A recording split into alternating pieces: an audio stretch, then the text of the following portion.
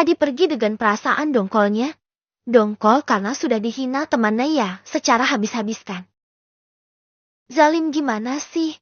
Orang Naya selama jadi istri aku itu gak pernah kelaparan.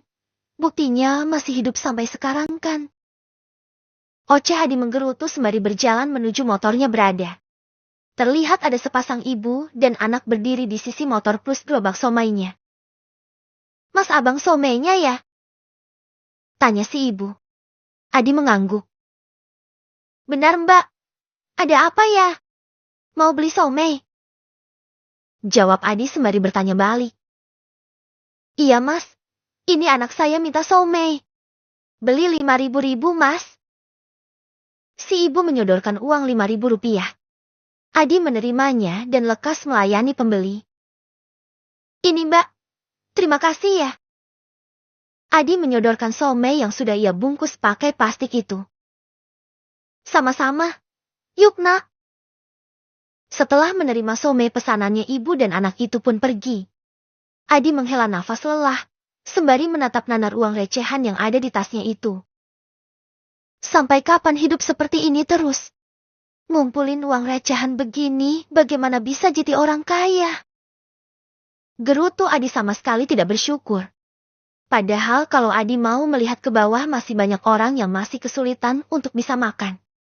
Rezeki yang ia dapat di setiap harinya paling tidak cukup untuk makannya sekeluarga.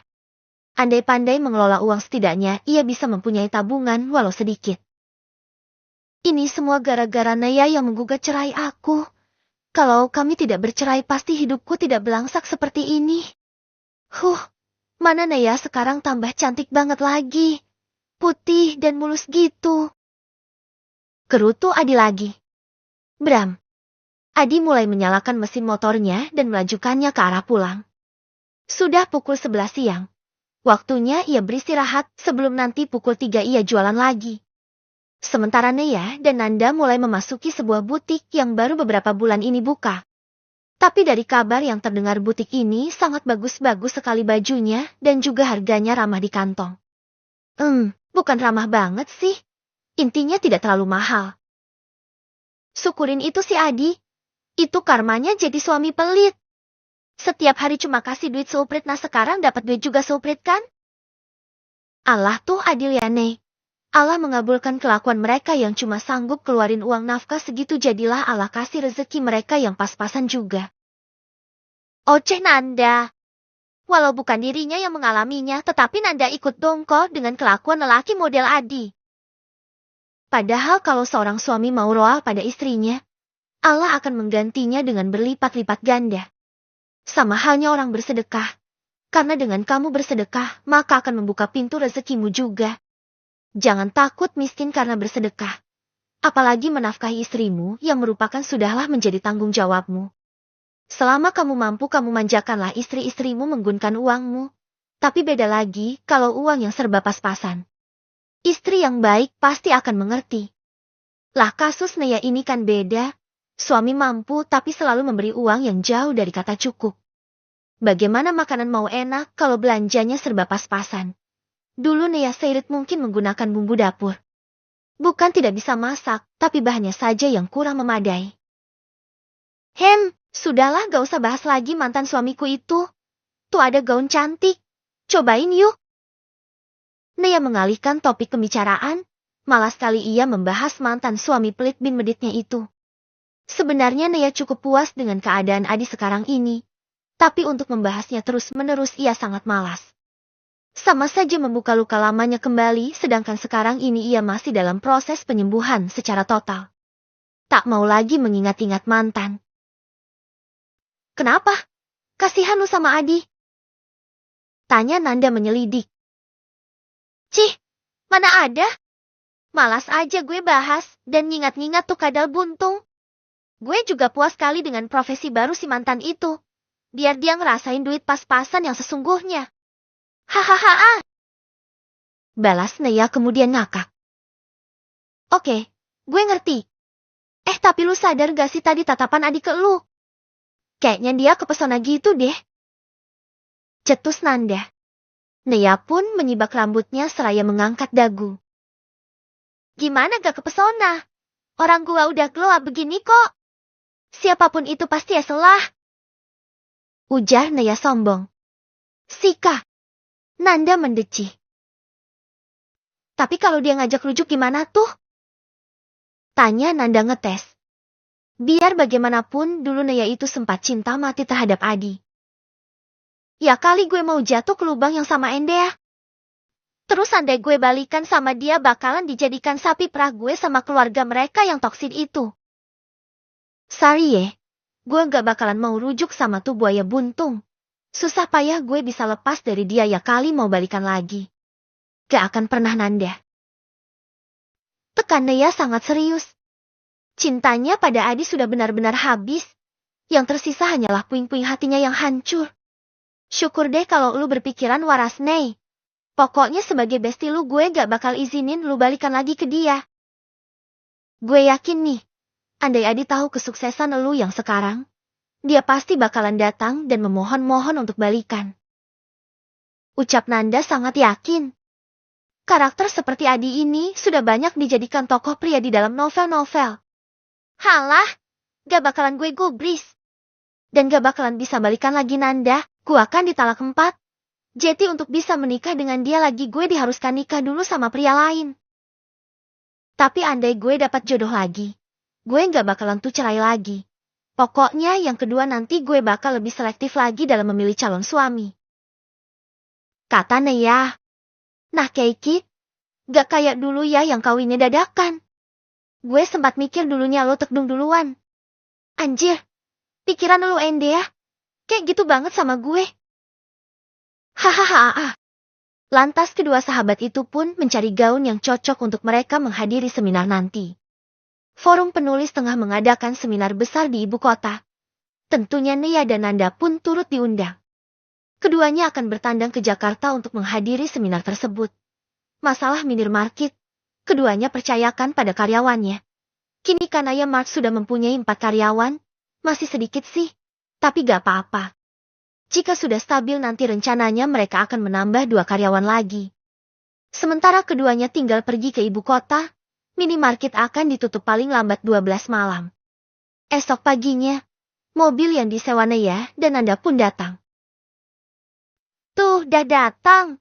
Yuk, cus. Seru Nanda girang. Baru kali ini Nanda bertandang ke kota Jakarta. Sebagai tamu undangan pula, bagaimana tidak senang. Sedangkan Naya tidak seantusias Nanda. Ia merasa masih baru menjadi penulis tapi sudah mendapatkan undangan juga. Naya merasa kurang percaya diri, tapi berhubung mendapatkan undangan, mau tak mau Naya harus hadir. Itu semua demi melebarkan sayapnya di dunia kepenulisan. Yuk! Keduanya pun masuk dan duduk manis di dalam mobil. 2 koper mini sudah disimpan rapi di bagasi. Mereka di sana 2 hari saja. Sehari untuk menghadiri seminar dan 1 harinya buat jalan-jalan. Tidak masalah juga kan sekali-kali refreshing. Nei, gimana kabarnya si Pak Dokter yang dulu naksir lu ya? Dia orang Jakarta kan? Wah jangan-jangan nanti kalian dipertemukan lagi pas saat di Jakarta. Celetuk Nanda.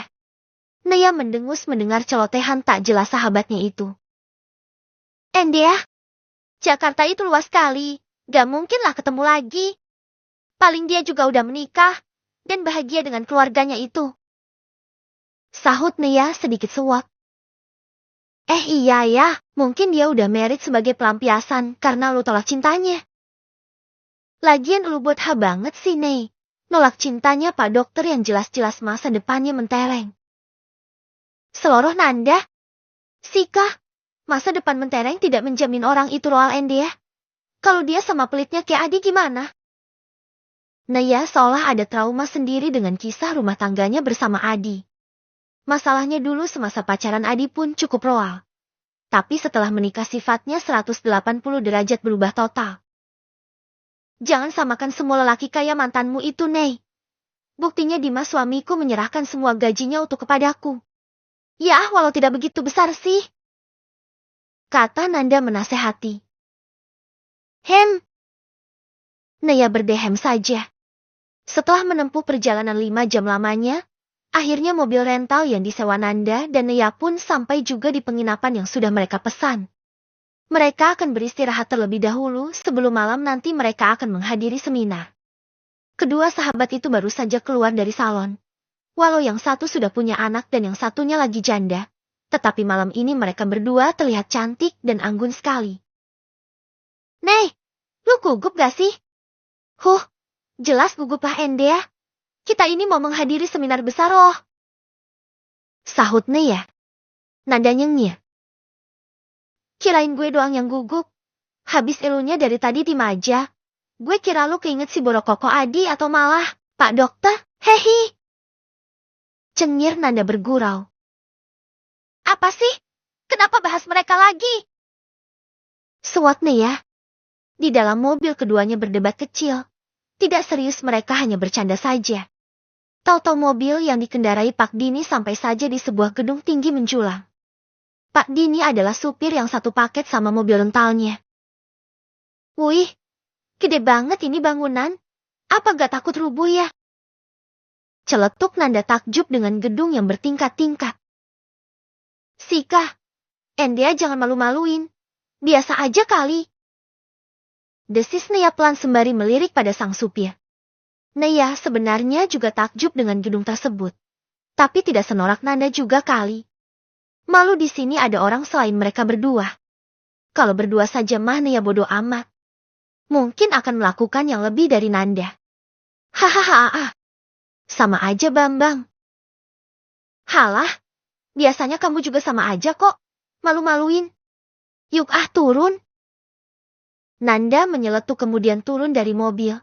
Diikuti dengan Nea dengan wajah masamnya. Keduanya pun berjalan bersisian menuju dalam gedung.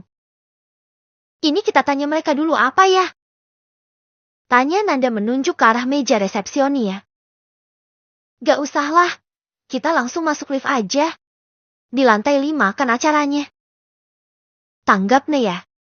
Nanda mengangguk. Ternyata di sisi kanan lift ada benar iklan tengah seminar penulis. Di sana juga dikatakan acara diadakan di lantai kelima. Tanpa ragu Nea dan Nanda pun menuju ke lantai kelima. Sampai sana ternyata sudah ada beberapa orang untuk menyambut dan membukakan pintu untuk para tamu. Maaf, bisa tunjukkan undangannya? Tanya penyambut tamu dengan ramah. Di sana mereka ada 3 orang, 2 perempuan dan 1 laki-laki. Oh iya, sebentar. Nea dan Nanda pun menunjukkan undangan digital milik masing-masing. Undangan tersebut juga sudah tercantum nama masing-masing, pun mendapat undangan tersebut dari email masing-masing, jadi tidak bakal bisa mendapatkan dari cara mencuri. Oh baiklah, silahkan masuk nona-nona. Ucap penerima tamu itu dengan ramah, lalu si pria membukakan pintu untuk keduanya. Dengan perasaan campur aduk Nea dan Nanda pun mulai memasuki gedung. Keduanya terpaku karena acara cukup besar dan meriah. Banyak sekali orang-orang di dalam sini. Ini orang apa semut ya? Banyak banget. Gumam Nanda. Iya, pusing aku liatnya. Apakah ini semua penulis diundang ke acara ini ya? Sambung Nanda. Gak mungkin lah. Penulis itu ada ribuan loh. Mana muat? Paling ini penulis pilihan, yang sudah sukses menurut kategori Minso. Sambung Nanda. Baru masuk mereka langsung disambut oleh 2 orang lagi. Selamat datang kakak-kakak. Silahkan langsung menikmati makanan karena 1 jam lagi acara akan resmi dimulai. Ucap pramusaji yang bertugas mengarahkan setiap tamu yang baru datang untuk langsung menyuruh menikmati makanan. Oh terima kasih. Ucap mereka berdua. Nea dan Nanda langsung menuju stand makanan. Di sana mata keduanya langsung berbinar-binar dengan banyaknya menu yang terhidang. Banyak banget. Kayak acara kondangan ya Nei. Bisik Nanda. Melihat banyak orang yang juga pada mengambil makanan, keduanya pun tidak malu lagi untuk mengambil apa yang mereka inginkan. Setelahnya mereka mengambil tempat duduk yang masih kosong. Di sana mereka mulai menikmati berbagai makanan sebelum akhirnya acara dimulai. Hampir 2 jam acara berlangsung dan kini acara pun selesai. Terima kasih dengan kakak-kakak para penulis karena sudah sudi untuk menghadiri acara seminar ini. Jangan berkecil hati yang tidak mendapatkan hadiah. Mungkin belum saja. Terus semangat untuk bisa lebih maju dan tahun depan bisa menghadiri kembali seminar semacam ini. Dan siapa tahu kalian salah satu yang mendapatkan hadiah utama. Semangat! Ucap MC sebagai penutup acara. Tak hanya seminar biasa, ternyata malam ini diumumkan secara langsung pemenang dari kompetisi yang diadakan aplikasi tersebut. Hadiah utamanya yakni sebuah mobil, hadiah kedua motor, dan hadiah ketiga sebuah laptop. Ada lagi hadiah-hadiah lainnya berupa uang tunai dan beberapa barang. Totalnya ada 10 pemenang. Tapi Nea dan Nanda bukan di antaranya. Apakah mereka menyesal? Tentu saja tidak. Mereka cukup sadar diri bagaimana kemampuan mereka. Apalagi Nea masih tergolong baru dalam dunia kepenulisan tersebut. Dan kebanyakan yang menjadi pemenang adalah orang-orang yang sudah senior, yang tidak diragukan lagi kemampuan menulisnya itu. Keren banget. Ternyata ada hadiah mobilnya juga. Mulai sekarang kita harus lebih giat lagi dalam menulis, Nei. Siapa tahu kita menjadi pemenang di tahun depan. Dapat iPhone pun tak masalah. Kelakar Nanda sangar bersemangat sekali. Nea mengangguk membenarkan. Bener, siapa tahu tahun depan aku menangin mobil Endea. Hahaha. Sambung Nea berhayal ketinggian. Tapi tidak apa kan?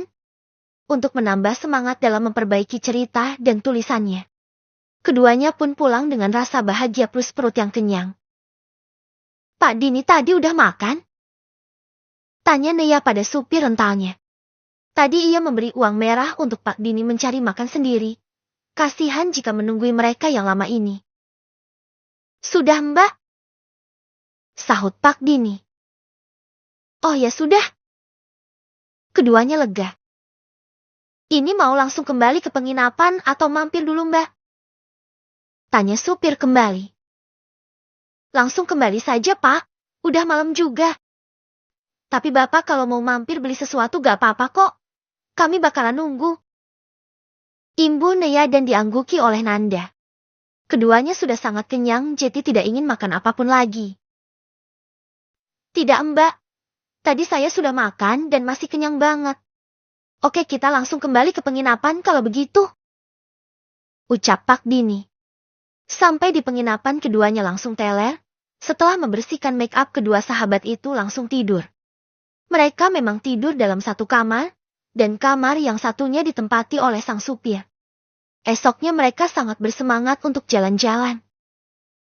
Enaknya kita kemana ya, Nei? Nea pun terdiam dan memikirkan. Ke Dufan gimana? Gue dari dulu pengen banget ke sana tahu Endea, tapi tidak pernah kesampaian karena terhalang ekonomi. Usul Nea. Boleh. Gue juga belum pernah ke sana juga kok. Yuk kuilah, gas Ken. Seru Nanda bersemangat. Pokoknya hari ini milik kita berdua Endea. Kita bersenang-senang seharian ini. Sambung Nea juga berseru. Bertiga kali Nei. Itu ada Pak Dini juga. Iya ya. Hehihi. Mobil yang dikendarai Pak Dini pun menuju Ancol Dufan. Kalian saja yang masuk dan bersenang-senang. Bapak nunggu saja sambil santai-santai di pantai sana. Bapak sudah tua mana kuat berkeliling bermain seperti itu. Kata Pak Dini menolak saat diajak masuk ke Dufan. Ia malah menunjuk ke arah pantai yang terlihat menyejukkan di mata Pak Dini. Beneran Bapak gak mau ikut? Tenang Pak kami bayari kok. Kata Nanda. Enggak Mbak. Udah kalian saja. Bapak mau minum es degan saja sambil lihat laut. Nanti kalau kalian sudah selesai bermain telepon Bapak saja. Bapak akan segera kembali ke parkiran. Tolak Pak Dini lagi. Baiklah kalau begitu. Bapak hati-hati ya. Dan ini uang untuk pegangan Bapak. Terserah mau beli apapun. Nanda memberikan uang merah sebanyak 2 lembar. Karena semalam Nea sudah. Kini giliran Nanda. Gak usah Mbak. Tolak Pak Dini merasa segan. Sudah Pak ambil saja. Bapak kan ikut kami jadi makan Bapak itu tanggung jawab kami. Tolong diterima saja atau kami marah loh. Seru Nea. Terima kasih banyak ya Mbak Nanda dan Mbak Nea. Kalian baik banget. Semoga rezeki kalian dilipat gandakan oleh Allah SWT. Akhirnya Pak Dini menerimanya dan mendoakan hal yang baik untuk Nea dan Nanda. Baru kali ini Pak Dini mendapatkan pelanggan Sershal ini. Nea dan Nanda pun mulai memasuki Dufan dan bermain menaiki berbagai wahana. Sedangkan Pak Dini pergi ke pantai untuk sekedar santai-santai, dengan ditemani es kelapa dan juga beberapa cemilan. Cukup lama menunggu anak-anak muda itu bermain ternyata, bahkan Pak Dini sampai ketiduran di sebuah saung pinggir pantai. Angin yang sepoi-sepoi membuat Pak Dini merasa tenang dan tentram sehingga membuatnya mengantuk. Tak terasa hampir 4 jam Nea dan Nanda bermain, sampai akhirnya mereka menelpon Pak Dini dan mengajaknya untuk lanjut. Sudah selesai ya Mbak? Hi, kata Pak Dini dengan wajah sedikit kuyuh dan mata merah, khas orang baru bangun tidur. Wah bapaknya malah tidur, si Goya pak kena angin pantai. Kelakar Nea meledek. Pak Dini pun nyengir, dan Pak Dini pun mulai melajukan mobilnya itu. Pak kita aja Mall X ya, kita mau belanja dan sekalian makan sore menjelang malam. Kata Nanda. Siap Mbak. Lagi, Dini tidak ikut masuk. Ia lebih suka tiduran di dalam mobil sembari ngerokok ketimbang jalan-jalan yang bakal membuatnya lelah. Ia membiarkan Nea dan Nanda menikmati hari mereka ini. Pak Dini itu kok gak pernah mau diajak jalan ya Endea? Kerutu Nea. Ia merasa kasihan plus tidak enak membuat orang menunggu. Kalau begini kan Jeti tidak jenak berbelanja. Udahlah, mungkin Pak Dininya gak suka atau lelah kalau diajak jalan-jalan begini. Ini saja betisku pegel banget nih. Tapi berhubung besok kita pulang ke kampung, kita mampir dululah ke mall ini.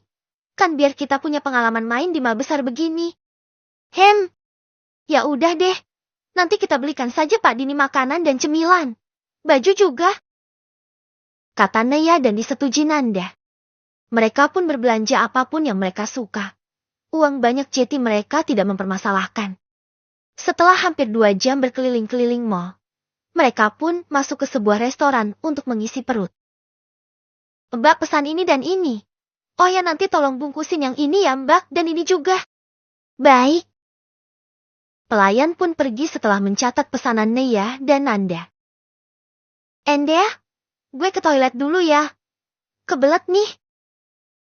Pamit Nea dan setelah itu ia ngacir menuju toilet. Nanda hanya geleng-geleng kepala. Karena Nea terburu-buru untuk sampai ke toilet. Ia sampai tak sengaja menabrak seseorang. Bruk. Aduh. Jangan berdiri di tengah jalan begini dong. Dia yang nabrak dia sendiri yang marah-marah. Gimana sih si Nea ini? Akibat kebelet pipis kali ya. Lelaki yang ditabrak Nea hanya mengkerutkan alisnya dalam-dalam. Setelah Nea mengangkat wajahnya, lelaki tersebut pun terkejut. Kanaya! Gumam lelaki itu pelan. Deh! Nea mematung di tempat. Papa dok, teh? Lirih Nea dengan mulut yang sedikit menganga. Takdir macam apa ini? Ini kebetulan atau apa? Apa kabar? Tanya dokter, Adrian atau biasa disapa Rian oleh orang-orang dekatnya. Rian menatap cukup dalam sosok cinta pertamanya itu. Sedangkan Nea sendiri merasa kikuk. Baik. Kabar Pak Dokter? Tanya Nea balik, dengan wajah yang entah. Gugup sekaligus nahan pipis. Tak bisa dijabarkan. Nea rasanya ingin mengompol saja. Baik juga. Kamu ada di Jakarta, pindah ke sini ikut Su, Amimo. Tanya Rian dengan sorot mata yang mulai berubah. Nea sudah tak tahan lagi. Maaf permisi ya dokter, aku ke B, lab. Sumpah Nea malu sekali, tapi daripada ia ngumpul ia pun segera ngacir menuju toilet perempuan. Pandangan Rian terus tertuju pada Nea yang sudah menghilang di balik pintu. Kebetulan Rian juga habis dari toilet. Kenapa harus bertemu kembali sama kamu Nea? Lirih dokter muda tersebut. Kak Rian ngapain? Kok lama banget sih? Ayo dong lanjut kita dinernya. Makanannya udah diantar tuh. Seorang wanita cantik dan modis datang menyusul Rian. "Hem!" sahut Rian berdehem saja. Dengan wajah dinginnya, ia mulai berjalan keluar dari area toilet menuju ke mejanya. Si wanita menggelendot di lengan Rian. "Bisa lepas tidak, Bi?"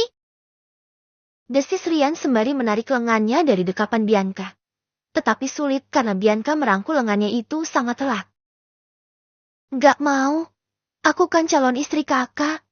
Kalian aja yang sulit diajak jalan," ucap Bianca sembari mengerucutkan mulutnya. Ngambek ceritanya. Rian hanya menghela nafasnya saja. Keduanya lantas duduk karena sudah sampai di tempat duduk mereka. Meja mereka VIP JT cukup privasi. "Kita tidak ada hubungan apa-apa ya, Bi. Aku belum menyetujui rencana perjodohan kita. Dan maaf, sepertinya aku tidak akan pernah menyetujuinya. Aku belum ingin menikah. Dan aku tidak bisa menikahi wanita yang sudah kuanggap adik sedari kecil." Tukas Rian mempertegas hubungan mereka. Kedua orang tua Adrian dan Bianca itu bersahabat. Jetty sejak kecil Adrian dan Bianca sudah mengenal. Bahkan dulu mereka kerap bermain bersama. Umur Bianca yang memang terpaut 3 tahun lebih muda dari Adrian. Jetty Adrian menganggap Bianca itu seperti adiknya sendiri. Entah bagaimana caranya Rian bisa berakhir dinner berdua dengan Bianca. Yang pasti semua itu adalah akal bulus Bianca.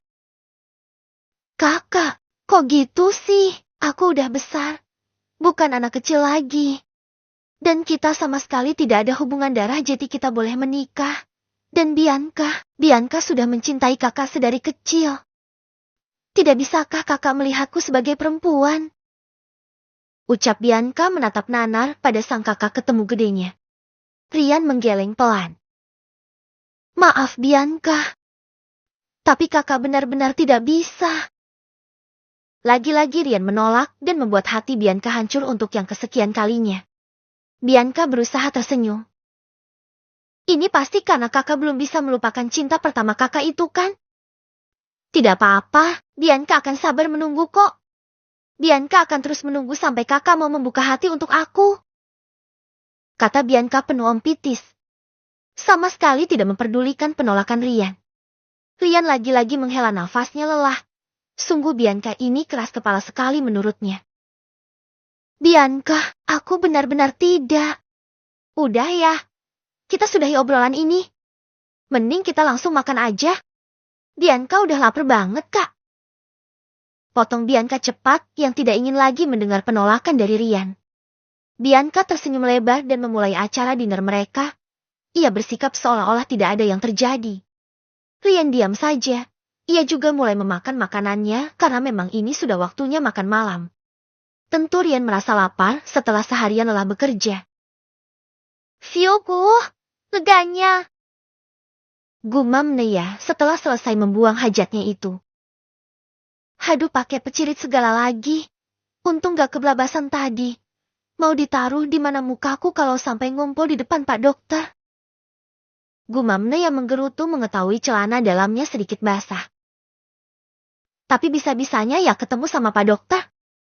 Mana semakin tampan lagi. Kok Jetty nyesel ya dulu pernah nolak cintanya? Hehi." Nea bergumam sendirian di depan cermin. Kemudian terkikik sendiri. Andai ada orang yang melihat pasti ia sudah dikira orang gila. Tetapi beruntungnya tidak ada orang lain selain dirinya di toilet tersebut. Setelah mencuci tangan dan sedikit merapikan rambutnya, Nea pun keluar dan kembali ke mejanya. Nea sempat celingak-celinguk untuk melihat ke sekeliling. "Fiuh, tidak ada. Mungkin tadi Pak Dokter cuma numpang pipis Talia di sini." Gumam Nea merasa lega karena tak mendapati sosok Adrian. Nea pun berjalan mendekati Nanda yang sudah menunggunya sedari tadi. Sementara Adrian, ia menyadari ketika Nea melewati ruang VIP-nya. Ruang VIP tersebut hanyalah kaca besar sebagai sekat sampingnya. Kaca yang satu arah yang bisa melihat keadaan luar ruangan VIP tersebut. Tetapi orang yang di luar tidak melihat keadaan di dalamnya. Di luar hanya nampak sebuah kaca biasa. "Lama banget sih, Ne. Lu boker atau apa sih? Sampai jemuran gue nungguin lo." Sungut Nanda kesal karena Nea terlalu lama di toilet. Nea pun nyengir. "Antri tadi? Udah yuk makan." Udah lapar nih. Cengir Nia kemudian mengajak Nanda untuk memulai memakan makanan mereka itu. Rian dari ruangan VIP-nya terus memperhatikan Nia yang sedang makan dengan lahap bersama kawannya. Kenapa dia tidak bersama suaminya? Gumam Rian pelan. Ia sampai menghentikan makannya saat melihat Nia melintas tadi. Kak, lihatin apa sih? Tanya Bianca kemudian ikut menoleh keluar. Ingin tahu siapa yang dilihat calon suaminya itu. Lebih tepatnya Bianca mengklaim Adrian ini sebagai calon suaminya. Tetapi karena keadaan restoran cukup ramai, Bianca tidak tahu siapa yang diperhatikan Rian. Tidak ada. Sahut Rian datar lalu kembali fokus dengan makanannya. Adrian dan Bianca selesai terlebih dahulu. Setelah membayar makanan menggunakan kartu debitnya, Adrian pun mengajak pulang Bianca. Seperti biasa, Bianca akan menggelendot di lengan Rian. Bi, jangan begini. Lepas. Desis Rian berusaha melepaskan lilitan tangan Bianca. Gak mau. Udah ayo pulang. Susah sekali melepaskan lilitan tangan Bianca itu. Bisa sih andai ia mau menghempaskan Bianca. Tapi Rian tak sampai hati andai harus berbuat kasar pada wanita yang ia sayang itu. Sayang hanya sebatas adik tentunya, tidak lebih. Lalu dengan terpaksa Rian pun berjalan keluar. Dengan Bianca yang merangkul erat lengannya. Tentu saat akan keluar ia akan melewati meja Nia dan Nanda. Dan benar saja Nia melihat ia melintas. Nia sempat terbengong melihat Rian yang menggandeng wanita cantik, dan Nanda juga menyadarinya. Tapi Nanda belum ngeh kalau itu dokter yang pernah naksir Nia dulu. Rian menatap tanpa berkedip pada Nia, sampai pandangannya terhalang karena ia sudah keluar dari restoran tersebut. Nih, pasangan tadi serasi banget ya. Yang lakinya tampan dan wanitanya cantik. Celetuk Nanda. Uhuk-uhuk. Nia sampai terbatuk-batuk mendengar celetukan sahabatnya itu. Makan tuh pelan-pelan ya. Kau tegur Nanda. Tapi kayak familiar gitu ya si lakinya. Kayak pernah lihat gitu. Tapi di mana ya? Nanda nampak berpikir keras. Udah lanjut makan. Cepat habisin, kasihan Pak Dini menunggu kita terlalu lama. Alih Nia. Nanda pun melanjutkan makannya. Sampai keduanya selesai makan mereka pun memutuskan untuk pulang. Maaf Pak, kami terlalu lama ya. Kata Nia dan Nanda tidak enak pada supir rental tersebut. Enggak kok Mbak, ini habis ngopi sama teman sesama supir tadi. Kata Pak Dini. Oh gitu. Oh ya, ini ada makanan buat Bapak. Nanti dimakan ya. Nanda pun menyodorkan bungkusan makanan yang ia dan Nia pesan tadi. Walah, repot-repot mbaknya. Tapi makasih ya Mbak Nia dan Mbak Nanda. Kalian ini baik banget. Semoga kebaikan kalian ini dibalas oleh yang di atas. Ucap Pak Dini mendoakan keduanya. Pak Dini ini bisa aja. Tapi makasih ya atas doanya. Lalu mobil pun mulai melaju. Selama perjalanan pulang, Nanda terus berpikir mengingat-ingat Adrian. Ia merasa seperti mengenal Adrian tapi lupa kenal di mana. Wajahnya itu loh, tampan. Masa iya Nanda lupa dengan wajah tampan tersebut? Sementara Nia sibuk dengan haknya. Plak, plak, plak. Nih, aku ingat siapa lelaki tampan itu. Pekik Nanda sembari memukul-mukul pelan lengan Nia. Aduh sakit Nanda. Kamu apain sih? Dengus Nia kesal. Yang tadi itu dokter Adrian kan? Yang dulu naksir kamu? Aku baru inget Nih. Pekik Nanda heboh sendiri. Nia memutar bola matanya malas. Bener kan? Aku tidak salah. Wah, dia semakin tampan ya Nih.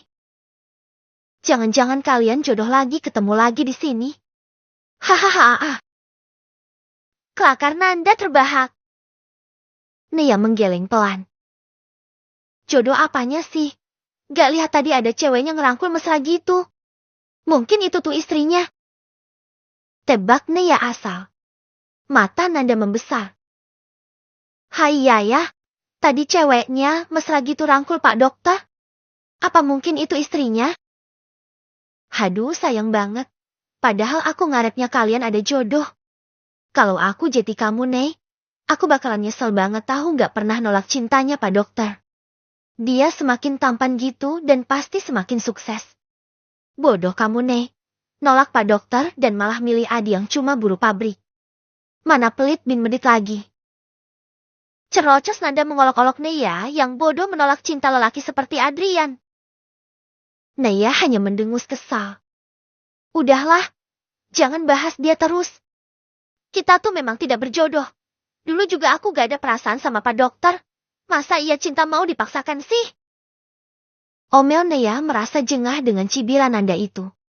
Bohong kalau dulu Neya tak menyukai dokter. Adrian, lagian wanita bodoh mana sih yang tak suka dengan lelaki tampan dan berprofesi dokter juga. Hanya saja dulu Neya lebih ketahui diri saja. Ia hanyalah gadis kampung plus miskin.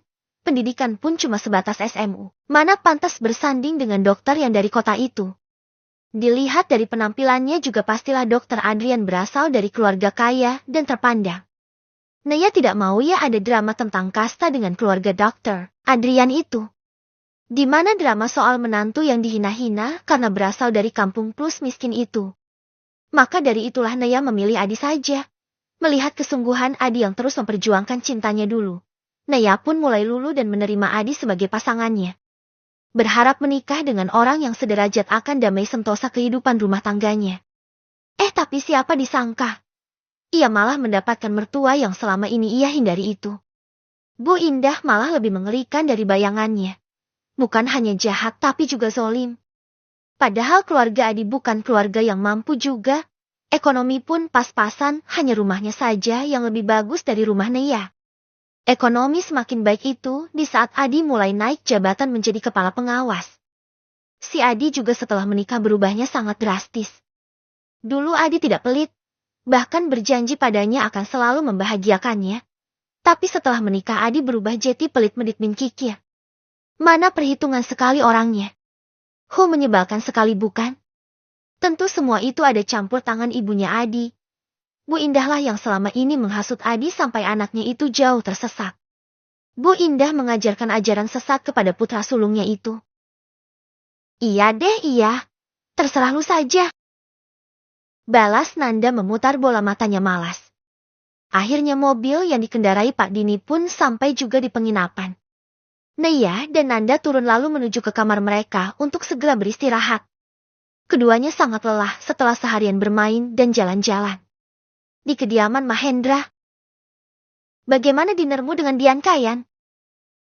Tanya ibunda dokter, Adrian. Diana namanya. Rian menghentikan langkahnya dan menoleh pada sang ibunya yang ternyata duduk di ruang tengah. Sepertinya sengaja menunggunya sampai pulang. Biasa pasti kepo dengan urusannya. Mama, belum tidur? Rian memilih menghampiri ibunya tersebut dan duduk di sampingnya. Bu Diana langsung mengelus pelan rambut anak semata wayangnya tersebut. Belum, ini tanggung sinetronnya belum selesai. Jawab ibunya. Tentunya itu hanya sebuah alasan. Nyatanya Bu Diana sangat ingin tahu perkembangan hubungan sang putra dengan putri sahabatnya. Sementara Pak Hendra, suami dari Bu Diana atau papanya Rian Adrian mengintip dari ruang sebelah. Ruang sebelah yang didesain sebuah perpustakaan mini yang cuma disekat dengan sebuah sekat kayu minimalis. Ada sela-sela di sana sehingga Pak Hendra bisa mengintip dan mencuri dengar. Jangan malam-malam tidurnya. Jangan banyak begadang. Nanti di bawah lingkaran mata Mama tumbuh keriputnya loh kalau Mama bergadang terus. Celetuk Rian memberi saran atau menegur kecil ibunya itu. Buk! Bu Diana menggeplak lengan putranya tersebut. Kamu itu sotoy banget, Yan. Sekarang jawab pertanyaan Mama tadi. Gimana dinernya sama Bianca? Kamu udah bisa membuka hati kamu kan sama Bianca? Bianca itu cantik, Yan. Baik hati juga. Plusnya dia anak temen baiknya Mama. Istilahnya bibit bebet dan bobotnya sudah jelas banget. Cepet dong kamu halalin dia. Mama dan Papa tuh udah gak sabar kepengen gendong cucu. Cerocos Bu Diana mendesak putranya agar cepat menikah. Dokter tampan itu pun menghela nafasnya pelan. Lagi-lagi soal ini. Rian sampai jengah dibuatnya. Rian masih dengan keputusan Rian mah. Rian gak bisa menikahi Bianca karena sedari dulu Rian tuh udah nganggep Bianca adik. Dan mana bisa Rian nikahin adik Rian sendiri mah. Ucap Rian untuk yang kesekian kali. Bosan sebenarnya harus menjelaskan hal yang sama terus-menerus. Tapi mamanya pun juga tak pernah bosan menanyakan hal tersebut. Sika, Rian, Bianca tuh tidak ada hubungan darah sama kita apalagi kamu. Jadi sah-sah saja kalau kamu menikahinya.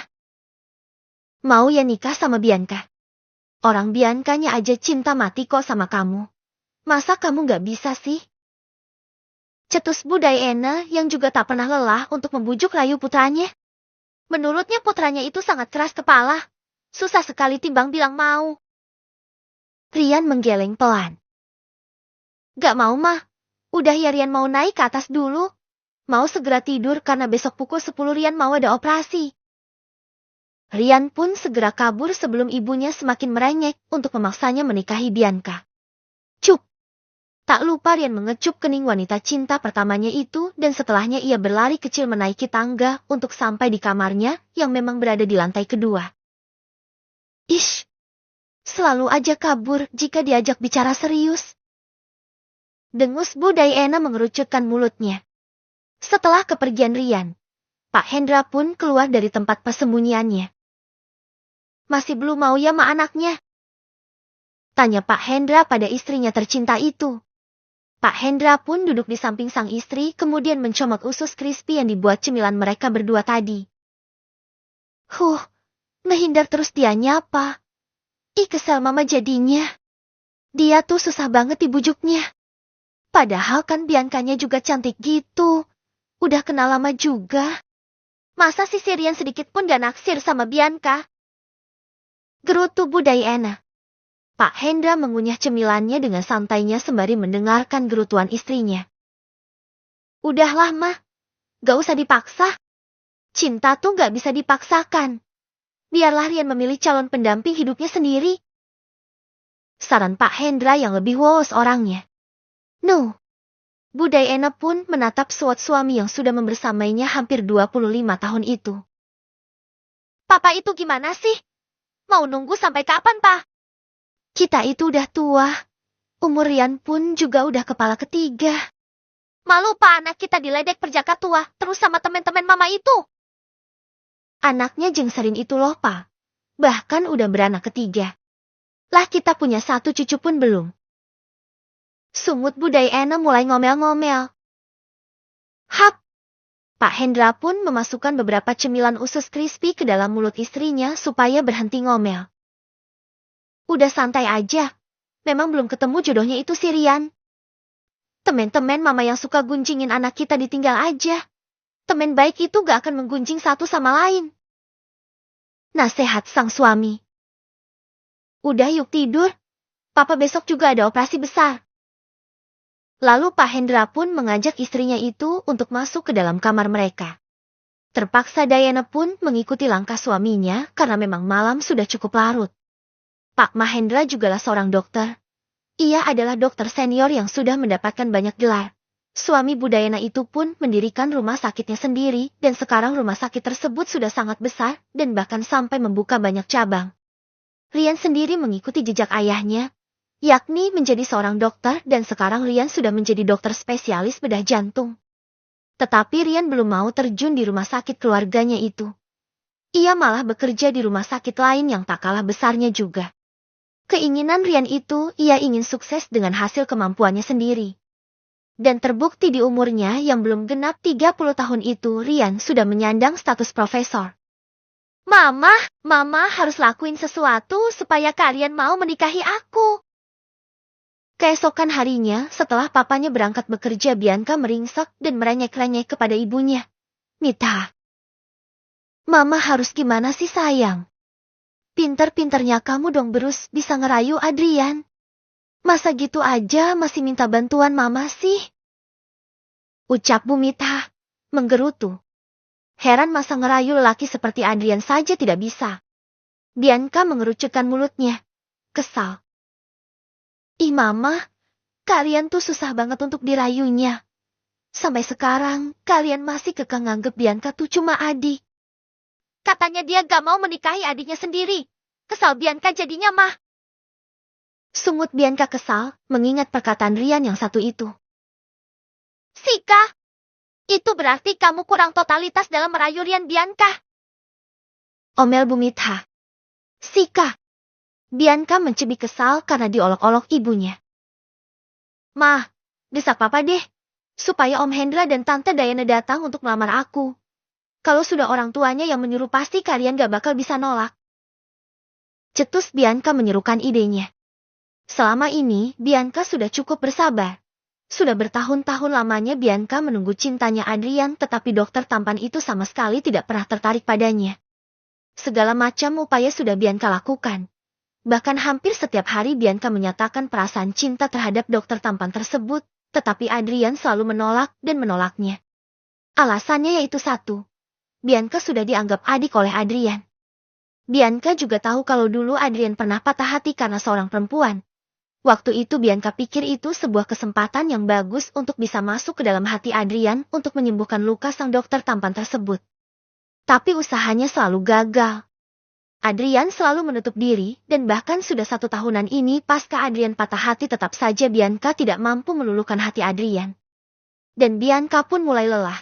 Kali ini Bianca pun mencoba lewat jalur orang tua, dan semua itu berhasil. Iya deh, Mama akan coba. Udah sana pergi. Gak ke klinik kamu. Bu Mitha mengiyakan saja. Apa salahnya mencoba kan? Akan sangat baik jika putrinya dan putra sahabatnya bisa bersatu. Publik pasti akan takjub melihat 2 anak konglomerat dipersatukan di sebuah ikatan pernikahan. Jika keluarga Mahendra dan keluarga Wijaya benar-benar berbesanan, maka jangkauan berbisnis mereka akan semakin luas, sangat menguntungkan bagi bisnis di kedua belah pihak. Santailah, Ma. Klinik sendiri ini, ada karyawan yang standby juga kan? Ucap Bianca menggampangkan. Bianca itu jugalah seorang dokter, tetapi ia dokter kecantikan, dan ia juga mendirikan klinis kecantikannya sendiri dan juga sudah mempunyai produk skincare sendiri. Terserah kamulah. Bu Mitha hanya menggeleng lalu kembali fokus membaca majalah. Di sisi lain, Kanaya dan juga Ananda tengah bersiap untuk pulang ke kampung. Karena malam tadi mereka sangat lelah dan langsung tidur, jadilah habis subuhan tadi mereka baru berkemas. Untung barang yang mereka bawa tidak terlalu banyak. Jeti tidak terlalu riweh. Ya agak muat nih. Gimana dong? Seru Nanda berkacak pinggang. Kopernya ternyata tidak muat untuk dimasuki oleh-oleh yang ia beli kemarin. Losi kemarin kalap belanjanya Endea, ucap Neya sembari geleng-geleng kepala. Koper Neya yang cukup besar itu muat ia masuki belanjaannya kemarin. Karena memang ia juga tak membawa banyak baju. Sengaja karena pas saat pulang nanti mau ia masuki oleh-oleh. Ya gimana ya? Mumpung diskonan nih. Hihi. Cengir Nanda. Dasar emak-emak pemburu diskonan cibir Neya. Alah kayak lo juga enggak. Neya nyengir. Ya kan gak sebanyak lo juga Nanda. Lihatlah masih banyak barangmu yang belum masuk ke koper. Mau pakai kantor kresek aja atau gimana nih? Ya kali nih barang bagus begini dibawanya pakai kantong kresek. Sewot Nanda, dan Neya pun terkekeh. Lagian ini kan mau gue bagi-bagikan ke tetangga dekat, dan juga sanak saudara suamiku. Masa ia pergi jalan-jalan begini pulangnya gak bawa oleh-oleh? Lo mah enak udah gak punya suami dan juga sanak saudara. Jadi kamu gak punya tanggungan dan uangmu utuh deh. Imbuh Nanda menyeletuk asal. Neya pun terdiam. Melihat itu Nanda pun baru sadar. Ia telah salah bicara. Maaf Nek. Gue gak sengaja. Cicit Nanda tak enak hati. Dasar mulut sialen.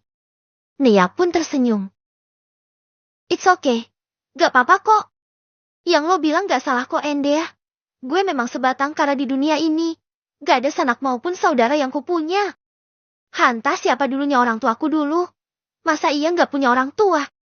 Apa mereka titisan kerasakti yang lahirnya dari batu? Ucap Neya tak habis pikir dan gak mau ambil pusing. Toh yang dikatakan sahabatnya itu memang benar kan? Diambil hikmahnya aja. Dengan begitu kan gak bakal ada yang merongrong Nea dan uangnya pun utuh. Hahaha. Grab. Nanda langsung memeluk Nea. Lo masih punya gue, Nei.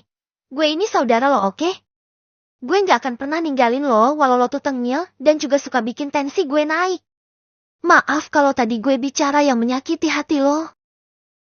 Ucap Nanda benar-benar menyesal. Bahkan Nanda mulai terisak di pelukan Nea. Apa sih kok malu gini? Udah ih. Jeti pulang gak nih? Nea segera mengalihkan situasi yang dirasa mulai sedih itu. Hehi. Sekali lagi maaf ya, Nei. Cengir Nanda sembari melepaskan pelukannya itu. Sika, gak apa-apa. Gue tahu kok kalau mulut lo itu memang mulut setan yang minta ditabok. Sahut Nea ceplas-ceplos. Sialen lo. Kini Nanda yang dibuat kesal. Hahaha. Lantas keduanya pun terbahak bersama. Udah pakai ini aja dulu. Toh ini plastik juga baru kan? Entar deh kita mampir ke minimarket dan beli beberapa kantung paper bag. Antara di kampung tinggal lo masukin ke dalam paper bag dan lo bagi-bagiin deh ke orang yang mau lo kasih oleh-oleh itu. Cetus Nea memberi ide. Ya udah deh. Nanda pun akhirnya menerima kantung kresek besar yang berwarna merah itu dan memasukkan sebagian barang-barangnya ke dalam sana. Sudah Pak. Apa mau nambah lagi? Tawar Nanda ketika mereka bertiga baru saja selesai sarapan di rumah makan yang tidak jauh dari penginapan. Sudah Mbak, cukup. Ini udah kenyang banget. Tolak Pak Dini. Ya udah kalau gitu, kita langsung jalan untuk pulang ya Pak. Tapi antara kalau nemu minimarket kita mampir dulu. Ada yang mau kami beli? Kata Nanda lagi. Siap Mbak. Nanda pun membayar makanan mereka ke kasir. Untuk pagi ini Nanda yang akan membayar, dan untuk makan siang nanti jatahnya Nea. Keduanya memang sudah sepakat untuk patungan bersama. Mbak itu di depan ada minimarket, tapi besar Mbak. Mau berhenti di sini atau mau di minimarket lainnya? Tawar Pak Dini ketika sudah nemu minimarket tetapi minimarket yang besar. Sudah macam mau saja karena bertingkat-tingkat. Udah yang di depan aja Pak. Paling cuma selisih beberapa ribu aja dengan yang lain. Ucap Nea. Supir mengangguk lalu membelokkan mobil rental tersebut memasuki kawasan minimarket besar tersebut. Nanda dan Nea pun bergegas turun dan masuk ke dalam minimarket. Segera mencari apa yang mereka butuhkan. Tak lupa juga membeli beberapa macam ciki dan cemilan lainnya. Untuk menemani perjalanan mereka pulang nanti. Bruk. Maaf Mbak. Saya gak sengaja tadi. Ucap seseorang yang tak sengaja menyenggol Nea karena terlalu fokus mencari barang yang dicari. Nea menoleh lalu tersenyum. Gak apa-apa kok Bu. Ibunya tidak apa-apa kan? Balas Nea malah terlihat khawatir dengan orang tersebut. Pasalnya si ibu yang bersenggolan dengannya itu sudah cukup berumur. Lihatlah bahkan rambutnya sudah hampir memutih semua dan Nea takut kalau si ibu atau nenek tersebut terluka. Si ibu malah terbengong dengan menatap Nea tidak berkedip. Non kakak Nia, kakakmu non Nia. Tanya si ibu tergagap-gagap sembari meneliti penampilan Nea dari atas sampai bawah. Kedua alis Nea mengerit, heran. Kania, siapa itu Kania? Nei, udah belum? Yuk cus gue udah selesai nih. Tiba-tiba Nanda datang dengan membawa sekeranjang penuh jajanan.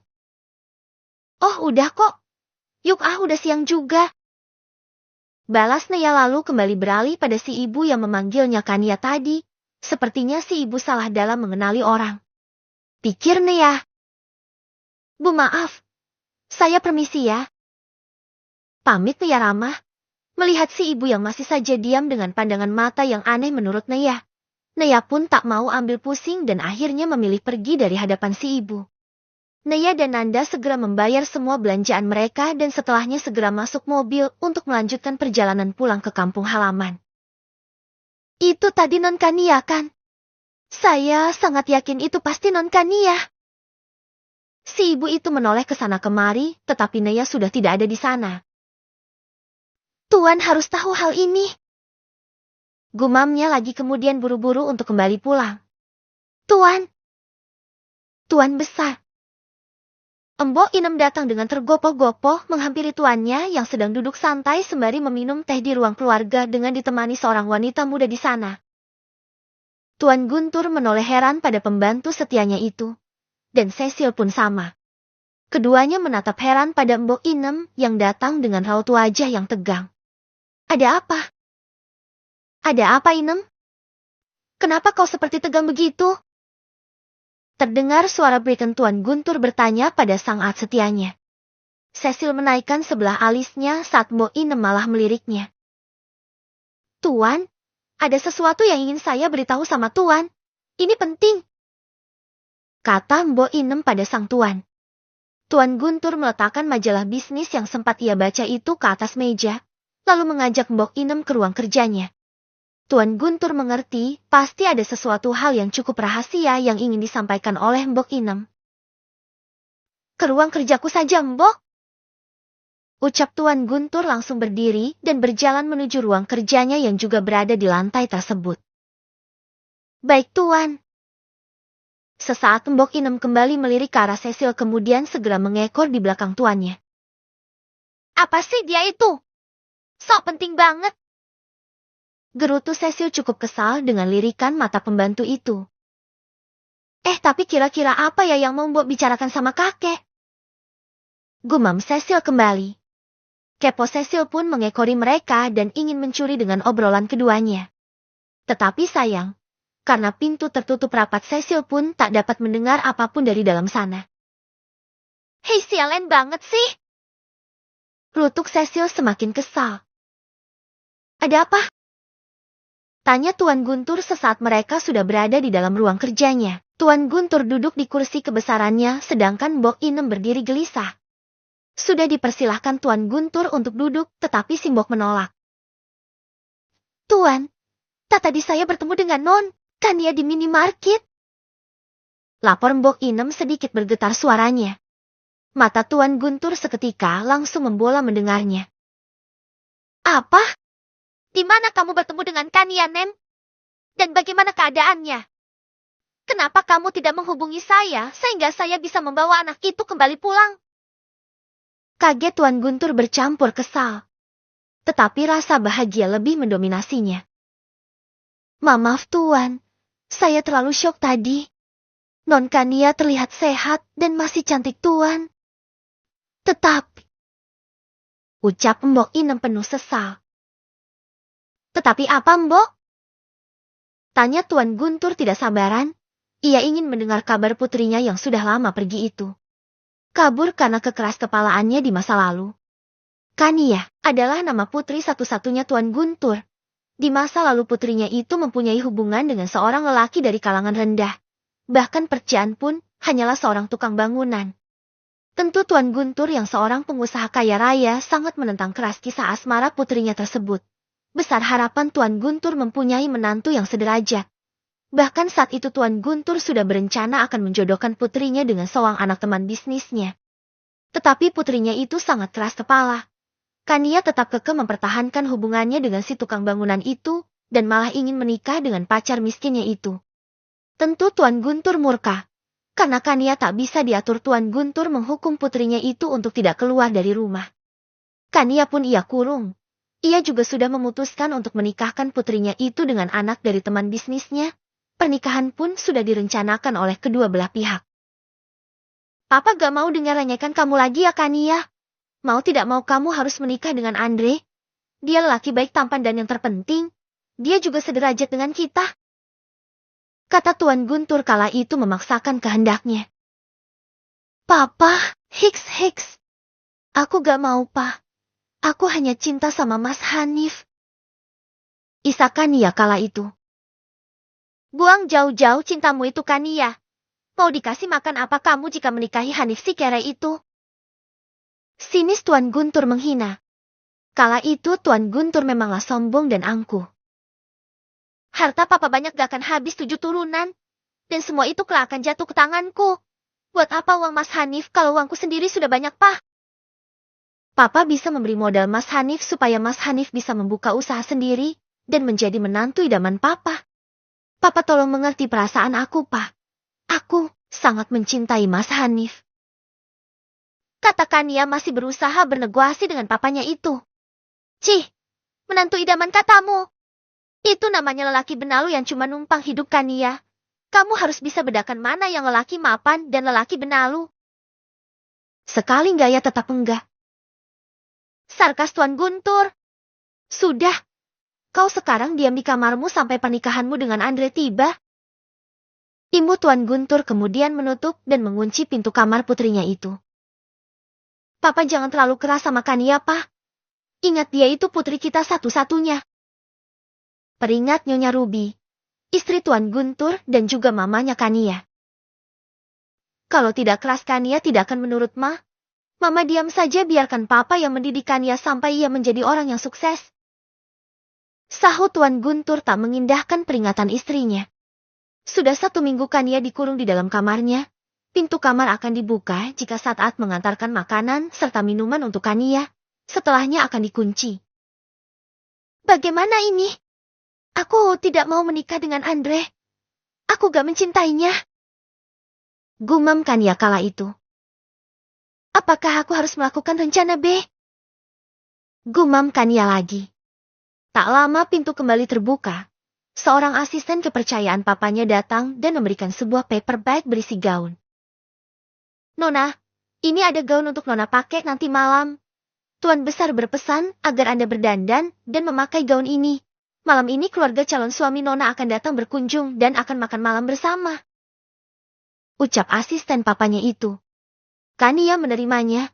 Pikirnya ini adalah kesempatan yang baik untuk melancarkan rencana B-nya itu. Di mana rencana yang menurutnya sangat darurat. Singkat cerita kini Kania sudah duduk manis di meja makan rumah besarnya itu. Di sana sudah ada keluarga calon suaminya. Papanya dan juga Papa Andre tengah berbincang hangat. Sementara mamanya Andre sedari tadi terus memujinya cantik dan juga berkata ialah menantu idamannya. Andre sendiri selalu mencuri-curi pandang dengannya. Acara makan malam pun dimulai. Saat sudah hampir selesai dan mereka sedang menikmati hidangan penutup sembari bercengkrama hangat. Kania memulai aksinya. Maaf semuanya. Sela Kania dengan memegang erat sendok di tangannya itu. Sementara tangan yang satunya berada di bawah meja sedang meremas-remas pelan sebuah benda. Ya sayang, ada apa? Tanya calon ibu mertuanya dengan lembut. Kania tahu kalau senyuman wanita itu palsu. Kania hafal betul karakter-karakter orang-orang seperti mereka ini. Saya tidak bisa melanjutkan rencana pernikahan ini. Cicit Kania memberanikan diri. Apa yang kau katakan Kania? Itu tidak lucu.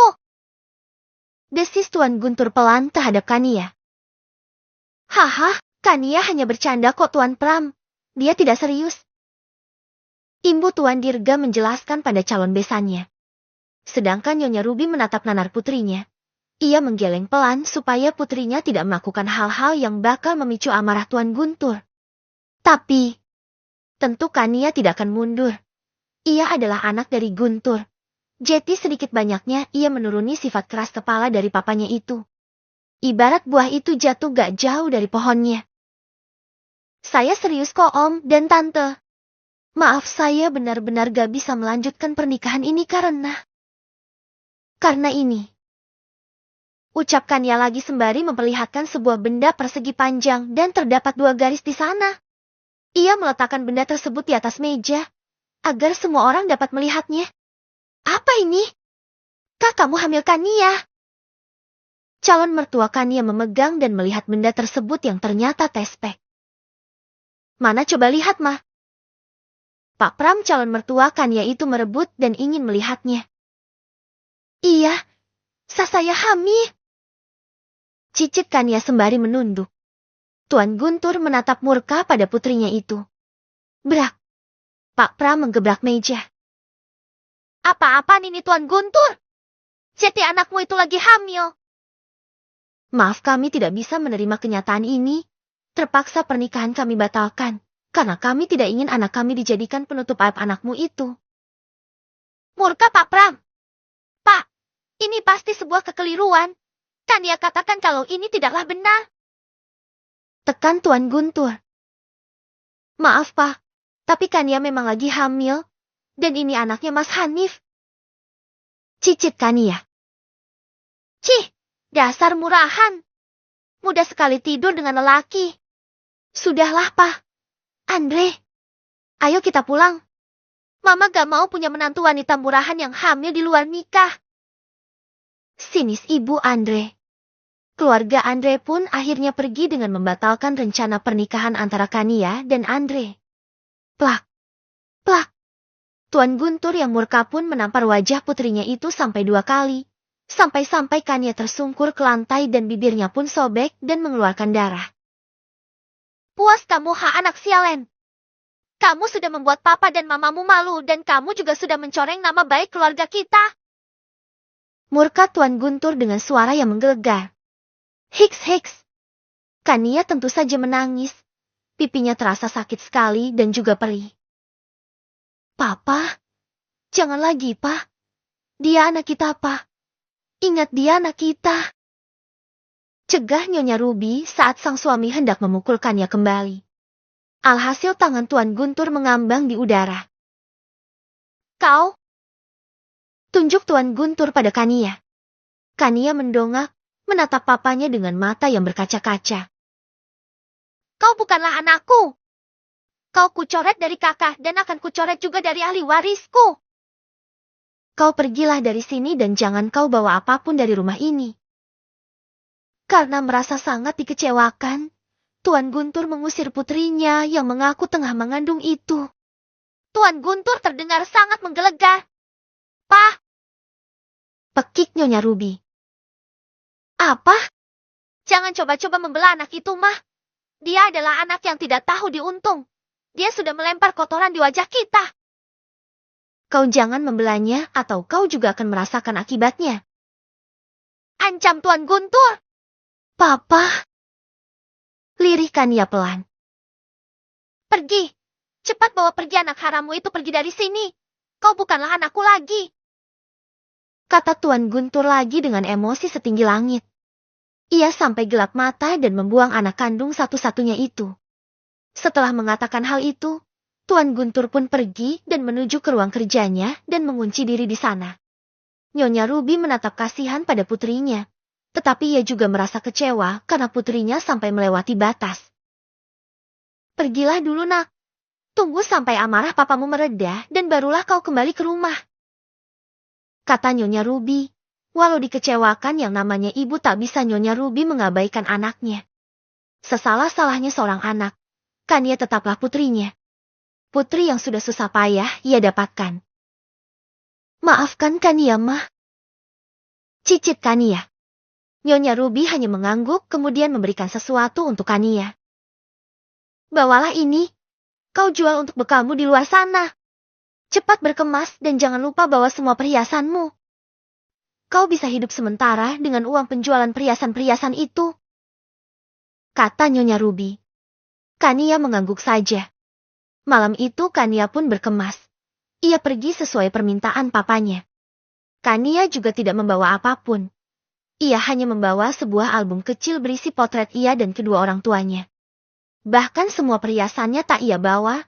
Ia pergi hanya membawa baju dan juga uang tabungannya sendiri. Kalung berlian ibunya ia tetap ia bawa, tapi tidak akan pernah ia jual. Itu akan ia jadikan kenang-kenangan dari ibunya. Paginya Nyonya Ruby histeris saat mengetahui putrinya pergi dengan tidak membawa apapun.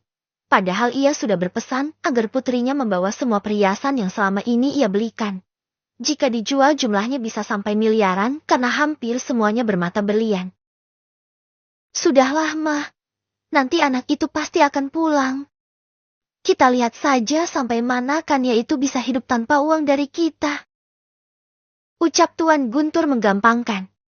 Tapi nyatanya, sampai 22 tahun lebih Kania tidak pernah pulang. Muncul saja tidak apalagi menghubungi. Kania bagaikan hilang di telan bumi. Nyonya Ruby sampai sakit-sakitan karena tak pernah mendapatkan kabar putrinya itu sampai di detik ini. Tuan Guntur bukannya tak pernah mencari. Semenjak 2 tahun kepergian putrinya Tuan Guntur mulai mencari keberadaan Kania. Segala macam upaya sudah ia lakukan. Bahkan ia juga menyewa seorang detektif, tapi keberadaan putrinya tetap tidak ditemukan. Dan mengenai Hanif, Tuan Guntur sama sekali tidak tahu Hanif itu siapa. Ia hanya pernah bertemu sekali saat Kania memperkenalkannya. Apakah Tuan Guntur menyesal telah mengusir anaknya itu? Ya, tentu Tuan Guntur menyesal. Sangat-sangat menyesal malah. Malam itu hanyalah amarah sesaatnya saja. Kembali ke masa sekarang.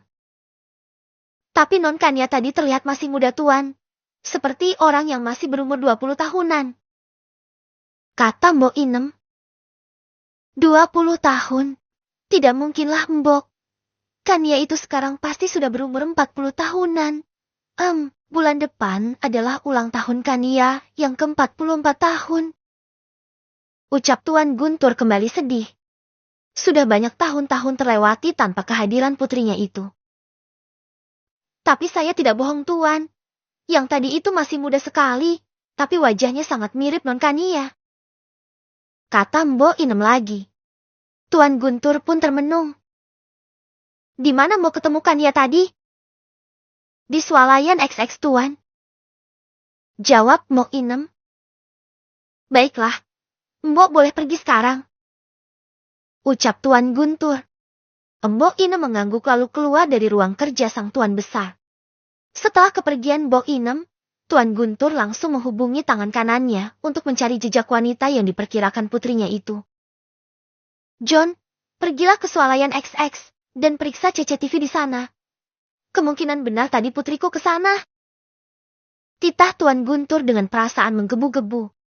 Tak sabar rasanya bertemu dengan putrinya yang dulu pernah ia usir dan tak ia akui anak itu. Tuan Guntur sangat menyesali perbuatannya waktu itu. Kini ia sangat merindukan putri kecilnya yang dulu selalu bermanja-manja padanya. Baik Tuan. Sahut John dari seberang telepon. Setelah memberi perintah pada tangan kanannya itu, Tuan Guntur pun keluar dari sana dan berjalan tergesa menuju kamar pribadinya. Terlihat Cecil masih duduk di sofa dengan sesekali melirik-lirik pada kakeknya itu. Duh, Mama ini kemana sih? Saat penting begini ia malah tidak ada. Gerutu Cecil yang kembali mengekori Tuan Guntur. Karena usahanya menguping tadi tidak membuahkan hasil, kini Cecil mencoba peruntungan lain. Ia mengikuti kakeknya sampai depan pintu kamar. Cecil semakin curiga karena melihat langkah kakeknya yang tergesa-gesa. Tuan Guntur masuk ke dalam kamar dan menutup pintunya dengan asal. Cecil menyunggingkan senyumnya melihat itu. Dengan pintu yang tidak tertutup dengan rapat itu membuat Cecil bisa mencuri dengar dengan mudah. Kini Cecil sudah merapatkan tubuhnya pada dinding di samping persis pintu kamar Tuan Guntur. Sayang, ada kabar bagus. Seru Tuan Guntur samar-samar terdengar, dan Cecil pun mulai menajamkan indera pendengarnya. Kabar bagus apa, Pak? Apa sudah terdengar kabar tentang putri kita? Tanya Nyonya Ruby sembari membalikan kursi rodanya. Semenjak saat itu Nyonya Ruby sakit-sakitan, memikirkan keadaan putri sematawayang yang entah di mana keberadaannya. Kini Nyonya Ruby mengalami stroke ringan, akibat tensi darah yang kerap kali menyerangnya. Kau benar. Tadi Inem bilang dia bertemu dengan Kania di sebuah pusat perbelanjaan. Kata Tuan Guntur membenarkan. Lihatlah wajah tuanya terlihat berseri-seri. Begitupun juga dengan Nyonya Ruby, wajah Nyonya Ruby langsung sumringah mendengar kabar tersebut. Sedangkan di luar sana, Cecil membekap mulutnya rapat-rapat. Syok dengan kenyataan yang ia dengar barusan. Kakaknya sudah kembali. Apa itu artinya pewaris seakan pulang ke rumah ini? Gumam Cecil dengan tubuh bergetar hebat. Kalau begitu di mana Kania, Pak? Cepat bawa dia ke sini. Ucap Nyonya Ruby tidak sabaran. Sabar, Ma. Papa sedang berusaha mencari jejaknya. Papa pastikan Papa akan membawa dia pulang ke rumah ini. Janji Tuan Guntur pasti. Cecil yang syok pun buru-buru pergi dari sana. Apakah dia belum mau pulang, Pa? Lirih Nyonya Ruby. Grab. Ini semua salah Papa.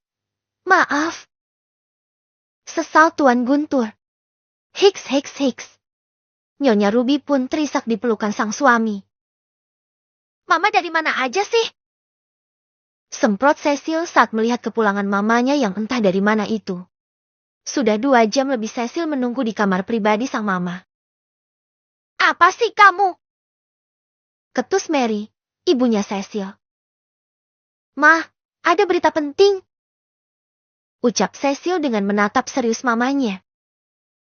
Berita penting apa sih, Sil? Tanya Bu Mary santai. Ia melepaskan anting dan juga kalung penunjang penampilannya itu. Mary baru saja selesai shopping dan jalan-jalan bersama teman-temannya. Kania telah kembali, Ma. Ini bahaya buat kita. Ucap Cecil langsung menghentikan gerakan tangan Mary. Mata Mary membola besar mendengar ucapan anaknya itu. Apa kau bilang? Pekik Mary kaget. Ia menoleh cepat terhadap putrinya itu. Iya, sang pewaris telah kembali, Ma. Dan itu mengancam posisi kita di rumah ini. Imbu Cecil lagi. Wajah Mary pun mulai panik. Tidak, ini tidak bisa dibiarkan. Kita harus melakukan sesuatu. Desis Mary. Setelah melakukan beberapa jam perjalanan yang cukup panjang dan melelahkan, akhirnya Nea dan Nanda sampai di rumahnya masing-masing. Setelah mengantarkan Nea, Pak Dini pun mengantarkan Nanda. Di perjalanan Nea lagi-lagi tak sengaja melihat Adi yang tengah berjualan di pinggir jalan. Melihat itu Nanda hanya tersenyum miring. Syukurin, salah sendiri jadi laki banyak petingkahnya. Sudah bagus-bagus hidup enak jadi kepala pengawas pakai selingkuh segala. Tapi untung deh, sahabatku jadi bisa terlepas dari lelaki patriarki sepertimu Adi. Gumam Nanda sinis terhadap Adi. Apa Mbak? Tanya Pak Dini yang samar-samar seperti mendengar gumaman Nanda. Bapak mau some itu? Tawar Nanda menunjuk pada Adi yang sedang berhenti di pinggir jalan. Kebetulan sedang lampu merah jadi mobil rental yang disewa Nanda itu juga berhenti. Hi, boleh Mbak? Itu some masnya enak loh. Saya sering beli. Cengir Pak Dini. Sering beli? Keriit Nanda. Iya Mbak. Kebetulan masnya itu sering lewat di depan rumah saya. Ya keliling-keliling gitu menjajakan dagangannya. Anak saya sering memberhentikannya tuh. Ya udah saya ikutan beli juga. Taunya enak. Sekarang seperti sudah langganan gitu. Ujar Pak Dini sedikit menjelaskan. Ya udah, mampir aja Pak. Aku juga pengen nyobain ciloknya itu orang. Kebetulan kenal juga sih. Cetus Nanda. Temennya ya Mbak? Tanya Pak Dini sembari membelokkan mobilnya dan mendekati motor gerobak Adi. Bukan. Hanya tahu aja. Sahut Nanda kemudian turun dari mobil. Adi tentu kaget melihat ada mobil yang berhenti di dekatnya itu, dan semakin kaget saat melihat Nandalah yang turun. Kamu? Keriit Adi yang mengenal Nanda sebagai temannya Nea. Beberapa kali Adi pernah bertemu Nanda dan sempat juga cekcok dengannya. Hei Adi.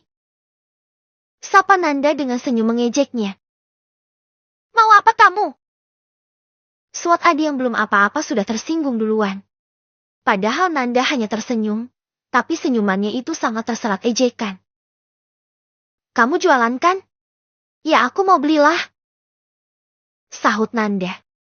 Bungkusin aja 10 ribuan 10 bungkus, kata Nanda sembari menyodorkan uang merah 1 lembar. Adi yang melihatnya pun ragu, antara mau tapi air.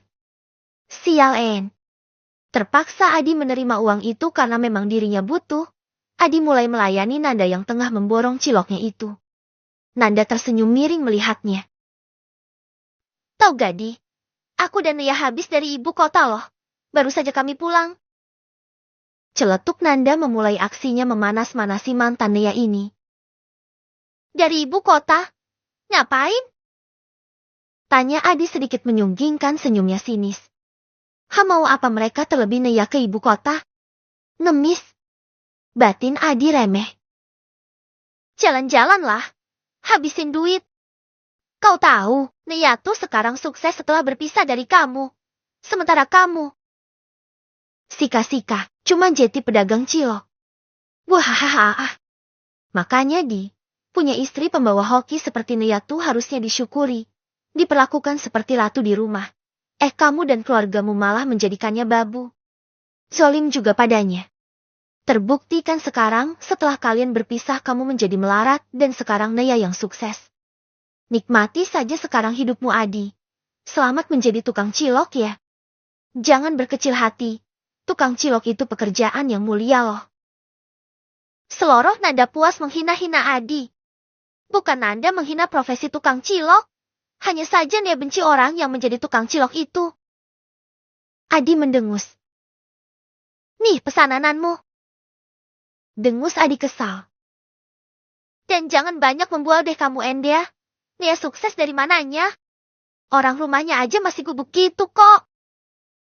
Ucap Adi balik mengolok Nanda. Adi sesekali pergi ke kampung Naya hanya sekedar mencari tahu kabar mantan istrinya itu. Entah apa maksudnya, yang pasti Adi sedikit rindu saja. Tak dipungkiri, di dalam lubuk hati terdalam Adi, masih ada nama Naya terukir indah di sana. Apalagi setelah melihat perubahan Naya yang sudah glow up itu, tentu semakin membuat Adi sulit melupakannya. Dan perkataan Nanda barusan, sukses membuat hati Adi tergelitik. Dari penampilan Naya kemarin memanglah mantan istrinya itu terlihat seperti sudah sukses. Kok tahu sih? Apa jangan-jangan diam-diam kamu masih kepoin Naya ya? Tebak Nanda tepat sasaran, dan Adi pun salah tingkah dibuatnya. Bukan urusanmu. Sinis Adi. Ya, memang bukan urusanku, tapi akan menjadi urusanku kalau kamu kembali datang dan mengusik hidupnya Naya. Udah ya, Pai. Nanda pun pergi begitu saja setelah puas meledek Adi. Adi mendengus. Tapi di sisi lain ia juga senang karena dagangannya habis diborong Nanda tadi. Apa benarnya Nia udah sukses? Tapi rumahnya aja masih reot begitu terlihat sukses dari mananya coba. Tapi sekarang Nianya udah cantik dan glowing gitu. Gumam Adi pusing sendiri. Penasaran dengan ucapan Nanda. Adi pun memutuskan untuk pergi ke desa istrinya. Ralap. Mantan istri maksudnya. 1 jaman berkendara, Adi pun sampai di seberang jalan tepat di depan rumah mantan istrinya. Kini Adi berada di bawah pohon mangga. Di depan rumah Naya ini masihlah tanah kosong, berupa kebun yang ditanami singkong dan juga pohon pisang. Ada pohon mangga besar di tepi jalan dan di sanalah Adi berada. Duduk di atas motornya dengan mata yang awas mengawasi rumah sang mantan istri. Memang sialan itu si Nanda. Orang rumah Naya masih begini-begini aja kok dibilang udah sukses. Sukses dari mananya sih? Omel Adi tak henti-hentinya menggerutu. Jeti berkurangkan duitku buat beli bensin. Gerutu Adi lagi, karena untuk ke rumah Naya ia harus mengisi bensin 15.000. Tapi kepalang tanggung. Berhubung Adi sudah sampai sini Adi pun memutuskan untuk mampir. Sekedar melihat wajah cantik mantan istrinya kan lumayan. Bisa mengobati sakit rindunya akibat diceraikan. Andai Naya mau dimadu, Adi pastilah menjadi lelaki terbahagia di dunia ini. Tok! Adi mulai mengetuk-ngetuk pintu rumah Naya. Cukup lama dan akhirnya pintu pun terbuka. Dengan wajah bantalnya Naya menatap Adi terheran-heran. Mas Adi, ngapain kamu di sini? Tanya Naya berubah menjadi masam. Pasalnya kedatangan Adi mengganggu tidurnya. Naya kelelahan karena ia baru saja pulang dari Jakarta. Ia baru sampai lalu langsung tidur setelah bebersih tadi. Dan rasanya baru beberapa menit memejamkan mata sudah diganggu oleh mantan suami. Lagian ada angin tornado dari mana coba sehingga membuat Adi bisa sampai ke sini. Salah yang ingin tahu kabarnya mantan. Adi bertanya dengan konyolnya. Wahaha. Naya tidak bisa untuk tidak tertawa. Kantuk Naya seolah menguap begitu saja dan kini ia malah terbahak-bahak mendengar pertanyaan konyol yang keluar dari mulut Adi. Adi mengerit heran melihatnya. Haduh kau ini mas-mas, konyol banget jadi orang. Ya salahlah, kamu ini kan udah jadi suami orang. Gak pantas tau gak bertamu ke rumah seorang janda. Ucap Naya setelah puas tertawa. Jandaku sendiri ini. Gak masalah dong Naya. Kata Adi terus menatap sang mantan tanpa berkedip. Naya tidak memakai riasan pun sangat cantik. Ini kenapa setelah pisah darinya Naya kenapa Jeti putih mulus dan glowing gini ya? Mata Adi malah jelalatan menelisik tubuh mantan istrinya dari atas ke bawah, dari ujung rambut sampai ujung kaki Adi perhatikan. Kalau gini ceritanya benar-benar nyesal Adi menceraikan Naya. Sinta mah tidak ada apa-apanya dibanding Naya. Kelebihan Sinta ya cuma satu, tatnya aja yang lebih besar daripada Naya. Letak. Naya yang geram dengan mata kurang ajar Adi pun mencita kening Adi. Matanya dikondisikan. Dasar kucing garong. Udah selingkuh dan punya istri baru masih saja jelalatan liatin cewek bening. Dasar memang buaya cap kadal buntung. Sono pergi. Ketus Naya mendelik marah pada mantan suaminya itu. Tanpa ragu juga langsung mengusir. Sedangkan Adi terlihat mengusap-usap keningnya yang terasa sakit itu. Haduh Naya, kamu kok gak berubah sih dari dulu? Malah tambah galak. Gerutu Adi mengingat masa perjuangannya dulu saat pendekatan dengan Naya. Dulu Naya juga sama galaknya dengan yang sekarang. Apa? Udah tahu galak tapi masih aja ganggu-ganggu. Cepat pergi sana. Aku gak mau ya dituduh-tuduh istrimu sebagai pelakor padahal dialah pelakor yang sesungguhnya. Semprot Naya lagi. Gak. Sinta gak bakalan tahu aku kesini. Kata Adi. Nih, kamu rindu gak sih dengan aku? Gimana pun juga kita kan dulu saling mencintai. Imbuh Adi mulai sinting. Dia sendiri yang menceraikan, dia pula yang merindu. Gak, ngapain rinduin orang kayak kamu? Tahu gak? Sebenarnya dulu tuh aku nyesel tahun nikah sama kamu. Kamunya pelit gitu dan juga egois. Mana keluargamu sinting semua lagi. Bersyukur banget deh aku bisa pisah dari kamu. Terima kasih ya Adi. Karena udah selingkuh. Tukas Naya dengan tersenyum lebar. Dia benar-benar bahagia sudah terlepas dari laki-laki macam Adi. Sebelum Adi selingkuh pun dulu Naya memang sudah merasa menyesal. Bagaimana tidak, punya suami tetapi tidak bisa memenuhi nafkah lahir dan batinnya. Ditambah keluarga suami yang sangat keterlaluan memperlakukan dirinya bak budak.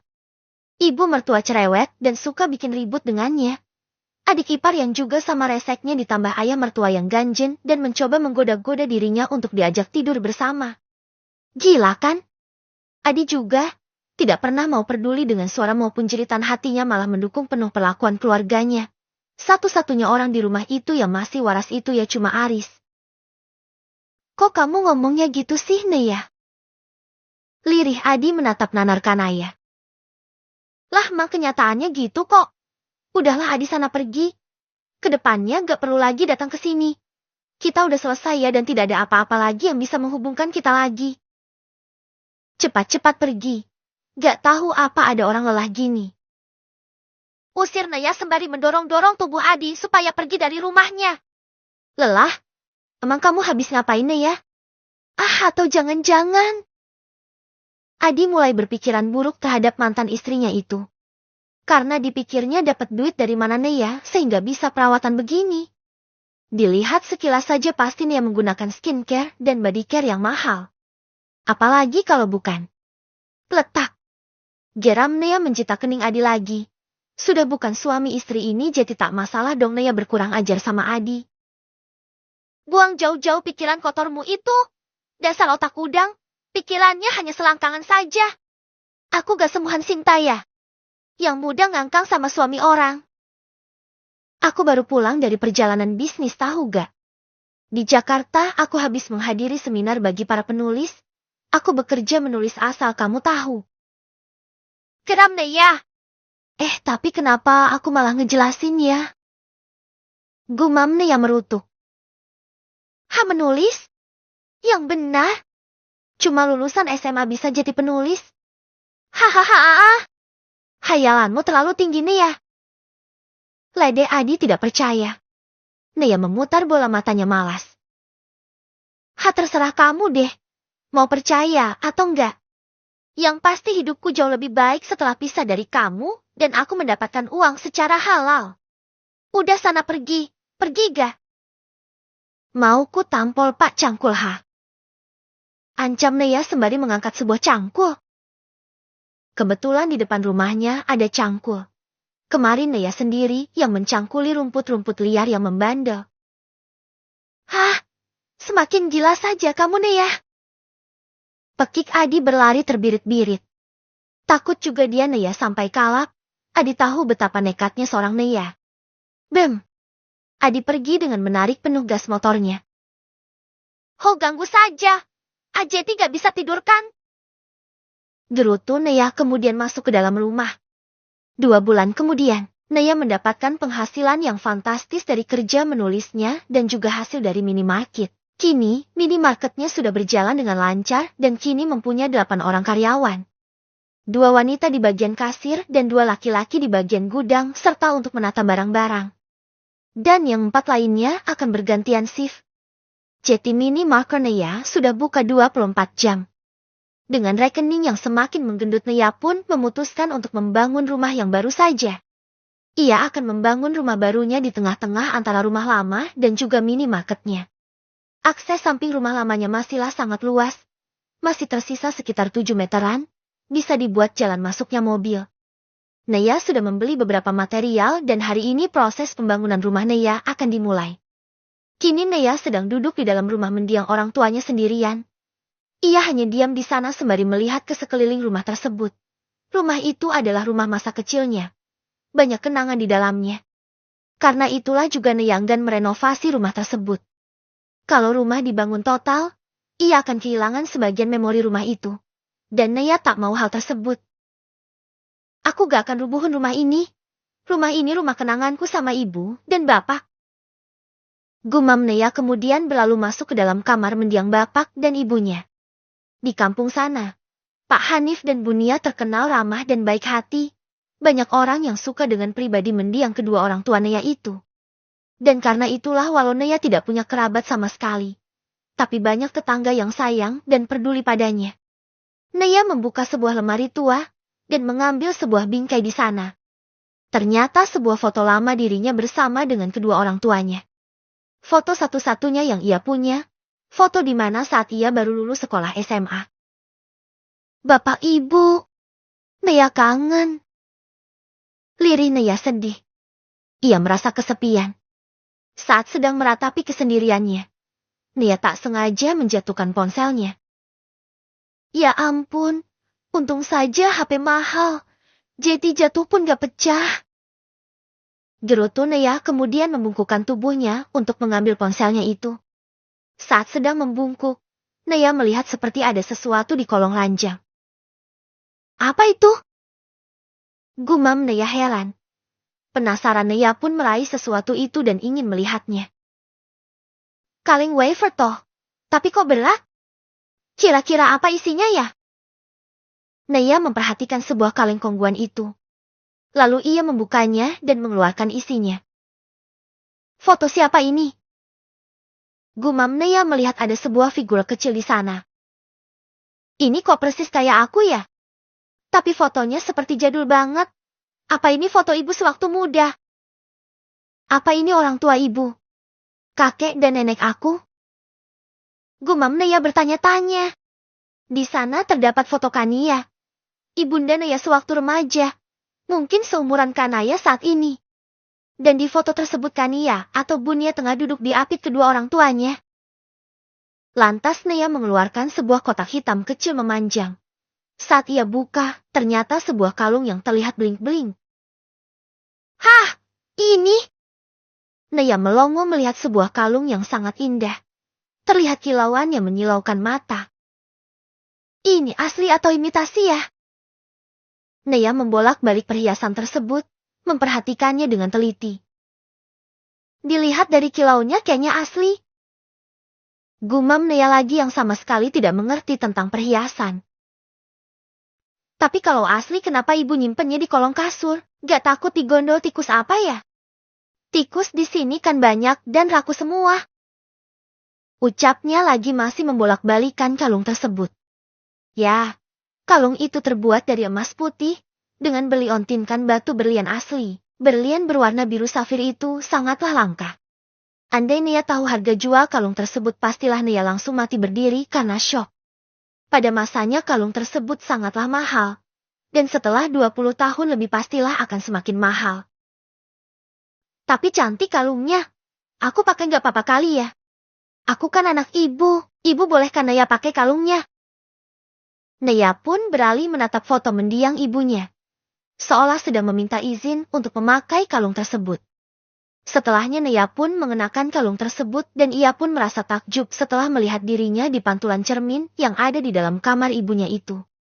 Walau cermin sudah memburam karena memang usianya sudah lama sekali, tetapi kilauan dari kalung itu tetap saja terlihat dan membuatnya terlihat cantik dari segi mata buram. Cantik, ini pasti asli, aku harus jaga baik-baik barang ibu ini. Gumam Naya sembari tersenyum. Siapa yang menyangka kalau ibunya menyimpan sebuah harta karun di sini? Ya ampun, untung gak digondol maling. Gumam Naya mengurut dadanya lega. Mengingat rumahnya ini sudah lama kosong. Tapi setelah dipikir-pikir, maling pun kayaknya enggan masuk melihat rumah ini yang reot. Pikirnya mana ada barang berharga. Di rumahnya ini memang tidak ada apa-apa. Hanya ada lemari tua, bangku dan bahkan amben pun tua. Dan satu lagi, sepeda butut milik mendiang ayahnya. Bahkan sepeda itu pasti maling enggan melirik. Paling kalau dilongsokkan laku 30.000. Lantas Naya kembali melirik barang-barang ibunya. Ia baru sadar ada sebuah buku kecil. Apa ini diary? Di zaman dulu ada juga tak orang nulis-nulis diary? Gumam Naya sembari meraih buku kecil yang mulai lusuh itu. Ia membuka dan mulai membacanya. Dan sepertinya itu memang buku diary mendiang ibunya. Isinya kebanyakan ungkapan hati sang ibu. Tertulis di sana kalau ibunya sangat bersedih.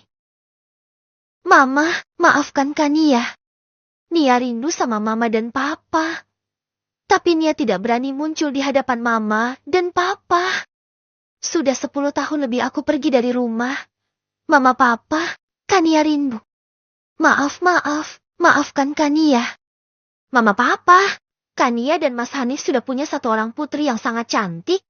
Dia kuberi nama Kanaya. Cantik kan namanya? Dan Kanaya itu lahir dalam ikatan pernikahan yang sah. Maaf dulu Nia berbohong sama Mama dan Papa. Kalimat-kalimat yang mengungkapkan seorang anak yang merindukan kedua orang tuanya. Terlihat sekali bahwa ibunya sangat bersedih. Entah apa yang terjadi sehingga ibunya dan orang tua dari sang ibu berpisah. Kanaya tidak paham karena sang ibu tidak menulis kisahnya dari awal. Hanya kata rindu yang ditulis ibunya di dalam buku tersebut. Jadi sebenarnya aku masih punya keluarga. Kakek dan nenek. Apa kira-kira mereka masih hidup ya? Gumam Naya yang ikut bersedih setelah membaca diary ibunya. Ia menemukan satu fakta baru. Ternyata ia masih punya keluarga. Entah di mana dan siapa Naya tidak tahu. Sama sekali tidak ada jejak lainnya selain selembar foto dan juga kalung. Pusing. Tuh kan aku malah makin sedih. Gerutu Naya pusing dan akhirnya menelungkupkan tubuhnya di atas kasur. Harusnya ia senang karena tahu masih punya keluarga. Tapi yang membuat sedih ialah ia tidak tahu menahu soal kakek neneknya itu. Bahkan namanya saja ia tidak tahu. Mas bangun. Kamu gak jualan sore ini? Tukas Sinta menggoyang-goyang tubuh Adi yang masih pulas itu. Sepulang dari rumah Naya, Adi langsung mengistirahatkan tubuhnya dan tertidur sampai sore tiba. Bahkan sampai azan asyar sampai terlewat Adi masih tidur. Tentu Sinta heran melihatnya. Karena biasanya sebelum setelah asyar itu Adi akan segera bergegas berangkat jualan. Lah ini masih molor aja orangnya. Mas bangun. Cepat cari duit dong mas. Sentak Sinta mulai habis kesabaran karena Adi yang susah dibangunkan. Apa sih? Ganggu orang tidur aja. Adi yang terbangun pun membentak Sinta. Bangun dan cepat jualan. Lihat udah jam berapa ini. Hampir pukul 4 tahu gak? Sentak Sinta balik memarahi. Adi mendengus. Aku gak jualan. Awas aku mau lanjut tidur. Ucap Adi kembali memejamkan matanya. Gak jualan gimana maksud kamu mas? Terus kalau gak jualan kita semua mau kamu kasih makan apa ha? Nasi kerak? Ketus Sinta sembari menyentak kasar tangan Adi. Bisa diem tidak kamu, Sin? Ciloknya tuh udah habis. Mau jualan apa coba? Sana-sana awas. Aku mau balik tidur. Semprot Adi masih menahan diri. Ia sadar kalau Sinta sedang hamil anaknya. Wajah Sinta pun langsung masam seketika. Bilang dong kalau udah habis ciloknya. Sungut Sinta kesal. Adi hanya mendengus. Sinta pun keluar dari kamar. Sedangkan Adi meninju angin karena kesal. Kesal karena ia sudah tidak bisa tidur kembali. Oh, resek banget itu si Sinta. Orang lagi enak-enak tidur malah diganggu. Gerutu Adi kesal. Sinta, ambilin ibu makan. Teriak Bu Indah memerintah. Terlihat Bu Indah berjalan sedikit tertatih kemudian duduk di depan televisi. Sinta yang mendengarnya pun mendengus kesal. Ini lagi nenek peyot, bikin susah aja. Gak bisa apa ambil makan sendiri. Apa-apa maunya dilayani. Gak sekalian lumpuh aja tuh orang. Gerutu Sinta misu-misu. Bilang apa kamu? Jangan kira ibu gak dengar kalau kamu ngedumel ya Sinta. Omel Bu Indah dengan cara bicaranya yang masih cadel. Samar-samar Bu Indah tadi mendengar gerutuan menantunya itu. Sika. Sinta mendecih. Awas kamu nenek peyot. Kalau anak ini sudah lahir akan kutinggalkan anakmu yang kere itu. Nyesel aku nikah sama dia. Batin Sinta kesal. Tak ayal Sinta tetap mengambilkan makan untuk ibu mertuanya itu. Nih dengan tidak ikhlas Bu Indah menyodorkan sepiring makanan untuk mertuanya itu. Kenapa cuma sama tempe? Ayamnya mana? Protes Bu Indah. Lagi-lagi Sinta mendecih. Gimana mau beli ayam kalau uang yang diberi Mas Adi cuma 20.000 Bu? Ya makan dengan ala kadarnya lah. Masih untung aku mau masak ini Bu. Tinggal dimakan aja masih protes. Omel Sinta kesal. Nasib Sinta tak beda jauh dengan Neya kala itu. Ia juga diperbudak di rumah ini. Semua pekerjaan rumah Sinta yang kerjakan. Dan uang belanja pun cuma 20.000. Masih mendingan Neya dulu dikasih 25.000. Ya mau bagaimana lagi? Penghasilan Adi yang sebagai jualan cilok keliling itu sangatlah pas-pasan. Dan hanya mampu memberi 25.000 tapi seringnya 20.000 dan bisa juga 15.000. Makan mereka kali ini benar-benar dipelirit. Jangan kulang aja kamu Sinta. Aku ini mertuamu. Sungut Bu Indah mulai kesal. Ini kenapa Sinta semakin lama semakin melawan ya? Menurut pas di awal-awalnya saja. Semakin kesini malah semakin kesana.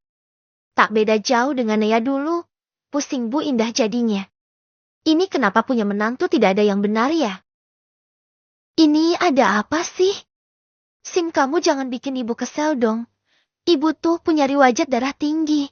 Kalau tensinya sampai naik lagi ibu akan sulit sembuhnya. Malah bisa semakin parah penyakitnya. Kau tegur Adi yang memilih keluar dari kamar. Tidak bisa kembali tidur gegara ulah Sinta tadi. Sinta menggerutu pelan. Kesal karena dirinya yang kembali disalahkan.